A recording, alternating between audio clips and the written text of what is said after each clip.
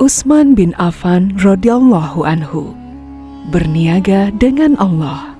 Kisah Ramadan episode 3. Diriwayatkan kota Madinah pernah mengalami kesulitan air bersih.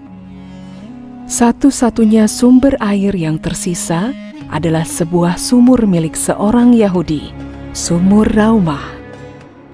Kaum muslimin dan penduduk Madinah terpaksa harus rela antri dan membeli air dari sumur itu.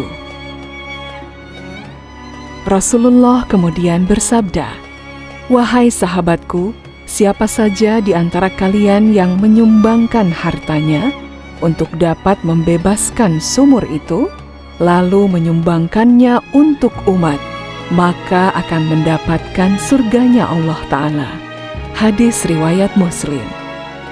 Kemudian Utsman bin Affan radhiyallahu anhu segera mendatangi pemilik sumur dan menawar untuk membeli sumur Raumah dengan harga yang tinggi. Namun sang pemilik sumur menolak karena ia akan kehilangan sumber penghasilannya. "Bagaimana kalau aku beli setengahnya saja dari sumurmu?" Utsman melancarkan jurus negosiasinya. "Maksudmu?" tanya pemilik sumur keheranan. "Begini, jika engkau setuju, maka kita akan memiliki sumur ini bergantian. Satu hari sumur ini milikku, esoknya kembali menjadi milikmu, lusa menjadi milikku lagi, begitu seterusnya," jelas Utsman. Pemilik sumur itu pun berpikir, "Aku bisa mendapatkan uang besar dari Utsman tanpa harus kehilangan sumur milikku." Akhirnya ia setuju menerima tawaran Utsman dan disepakati pula bahwa hari itu sumur Raumah adalah milik Utsman bin Affan. Utsman pun mempersilahkan penduduk Madinah mengambil air untuk kebutuhan mereka secara gratis. Tak lupa ia mengingatkan agar mengambil air dalam jumlah yang cukup untuk 2 hari.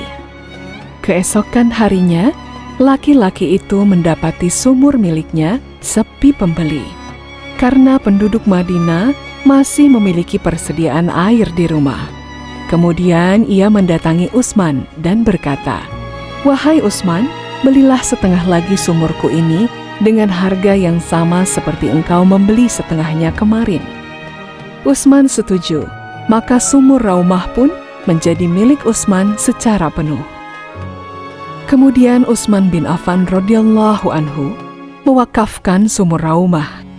Sejak itu, sumur Raumah dapat dimanfaatkan oleh siapa saja, termasuk oleh pemilik lamanya.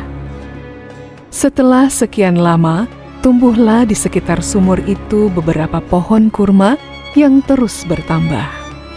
Lalu Daulah Utsmaniyah memeliharanya hingga semakin berkembang. Kemudian dilanjutkan oleh pemerintah Saudi hingga berjumlah lebih dari 1.500 pohon. Kebun ini terus menghasilkan dan terkelola dengan baik, sekalipun penguasa Madinah silih berganti.